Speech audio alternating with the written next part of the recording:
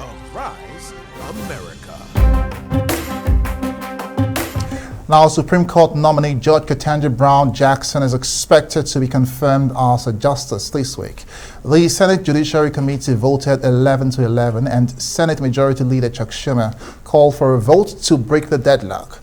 Every Democrat and 3 Republican senators voted in support of Jackson. It's expected the majority of Senate Republicans will oppose the judge, as many have cited concerns with her judicial philosophy and say she's soft on crime. So the stage is set for the Senate to limit debate on Jackson's nomination by Thursday. A final confirmation vote will follow. The Senate could then vote to confirm Judge Jackson as Justice Ketanji Brown Jackson as soon as Thursday. I can't think of a better way to wrap up this productive, largely bipartisan work period by confirming this historic nominee to the Supreme Court. I was disappointed that on the committee we didn't have any Republican votes. I was hoping that it would come bipartisan out of the committee. But I was heartened last night on the floor when every Democrat and 3 Republicans supported discharging her nomination to the floor for consideration today. I want to give a special shout out to Mitt Romney, to Lisa Murkowski, and Susan Collins. This has not been an easy assignment to step up and vote for President Biden's nominee. I respect them very much for doing so. I want to thank them as well as others who might join them. She deserves bipartisan support. Once on the court, when she starts writing her record, many who are opposing her now will realize their mistake. But for the time being, we've got an opportunity to make history with an extraordinary nominee, and I'm glad that we're going to do it this week. Well, for analysis on these stories, let's bring in our Rise U.S. Correspondent Eric Ham. Eric, thank you very much for joining me. Now, let's begin from the Senate, where we understand the bipartisan senators are reading a letter. That's the 1963 letter of Martin Luther King Jr. What's that all about? Yeah, this is something that's actually, I would say, is poignant, and I think it's a harbinger for what we're going to see on this historic vote of Ketanji Brown Jackson to serve as the Associate Justice on the U.S. Supreme Court, the first African-American woman to do so in the history of the court.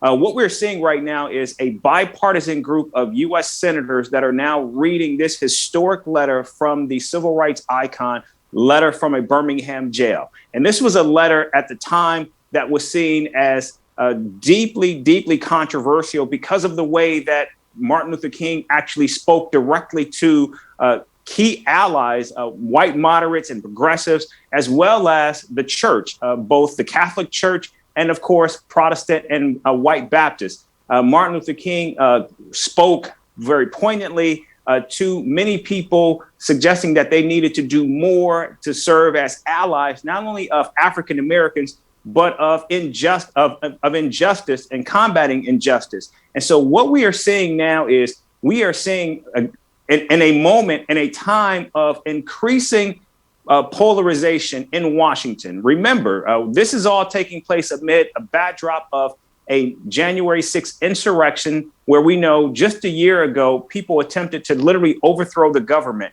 And what we saw, given the 11-11 vote of this highly qualified justice in the Judiciary Committee, and the level of rancor from Republicans in particular, not only about this nominee, but about those who might support her. In fact, Republican Congresswoman Marjorie Taylor Greene spoke directly to those 3 Republicans that actually supported not only the nomination of this justice, but supported a procedural vote to actually bring her nomination to the floor for a vote.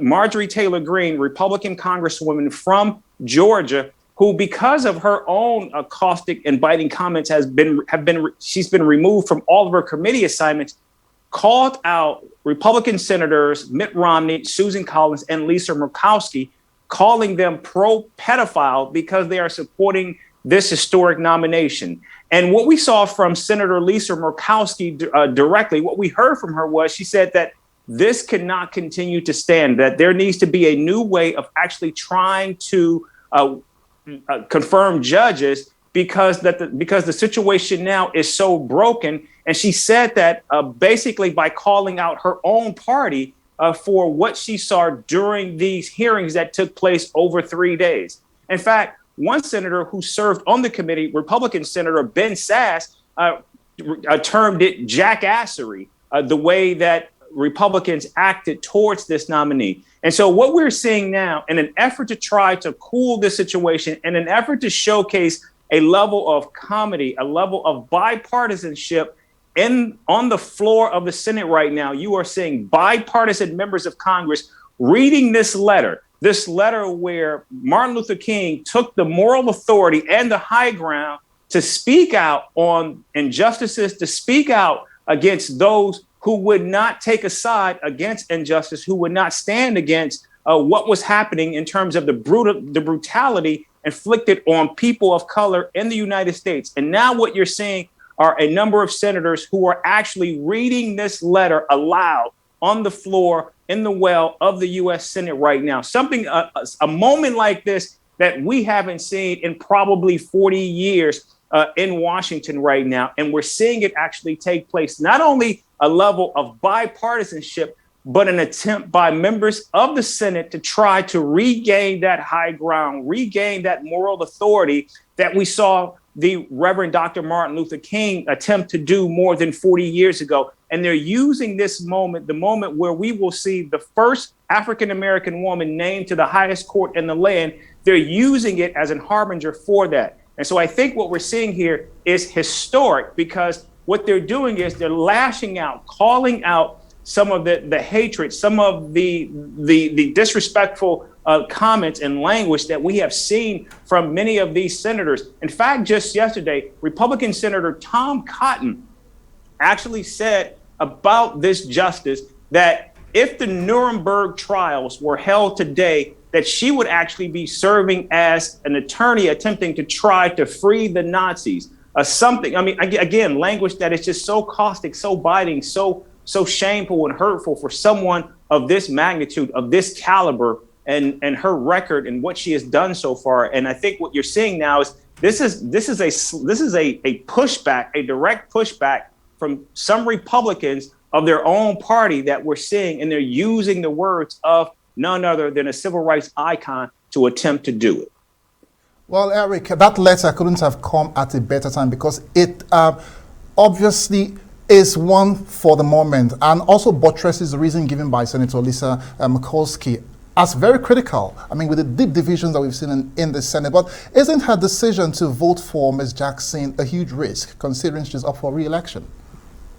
That's a really good question. Look, we have seen Senator Lisa Murkowski buck her party time and time again. In fact, she already is bearing the brunt of her continued efforts to go against her own party, because we know that the former president, Donald Trump, has already endorsed someone who is actually running against her. But remember, we're talking about Senator Lisa Murkowski, who actually won as a write-in candidate in Alaska. Back in 2008, she wasn't able to get her name printed on the ballot. So she actually won as a write-in candidate. So she is no stranger to actually having to run against and fight against her own party. And so what we're seeing now from this senator is an opportunity to fight against them once again, but also fight against them for what she believes is right, and also attempt to try to bring some level of decorum back to what is considered the most deliberative body.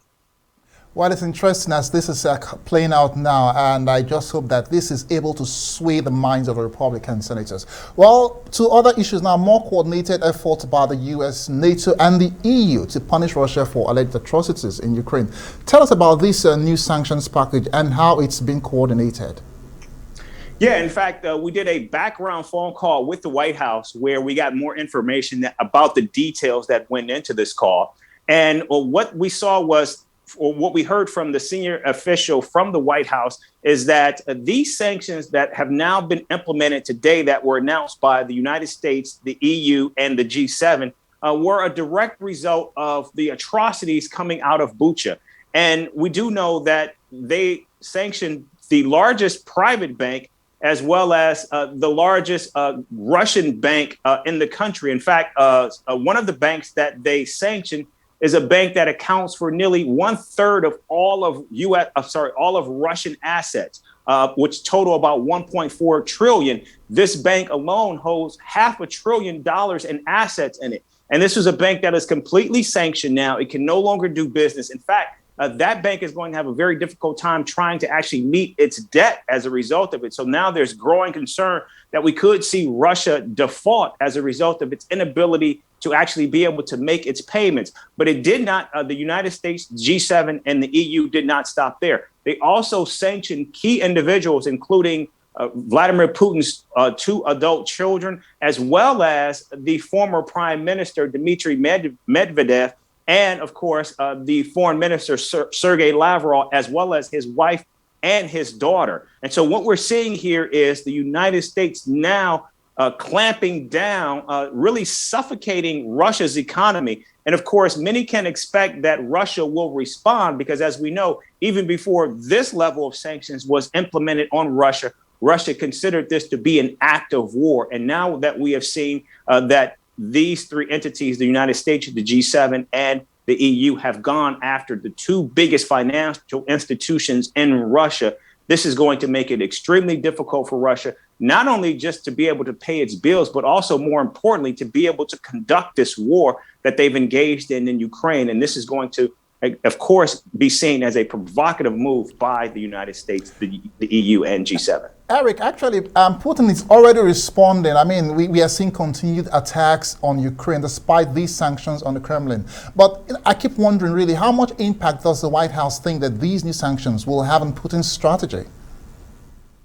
Well, that's a question that many have asked since the United States and other entities have implemented these sanctions on Russia, because clearly Russia has not shown a willingness to actually stop its invasion. But what we have been told by U.S. intelligence sources is that Vladimir Putin is desperately looking for a victory, and that he needs a victory for this upcoming Victory Day that takes place every year in Russia. And so he's looking for that victory. We're told that Mariupol is a place that now they're looking, which is why we've seen so much shelling take place in that city, where the city has been essentially destroyed right now. Does that mean after this Victory Day that we will see a decrease in attacks? It's unclear at this point. But what we continue to see is Russia continue to engage in atrocities. And of course, the United States and other entities continue to push back. Now, we do know that the United States is continuing to provide military assistance. In fact, we know earlier this week, the United States provided an additional $300 million in military assistance. And we also know that NATO countries have now provided T-19 tanks to Ukraine. And so that is going to continue. Even still, what we're seeing is this is going to be more and more difficult for Russia to be able to conduct this war. Thank you very much for joining me on the program tonight. This is Arise America.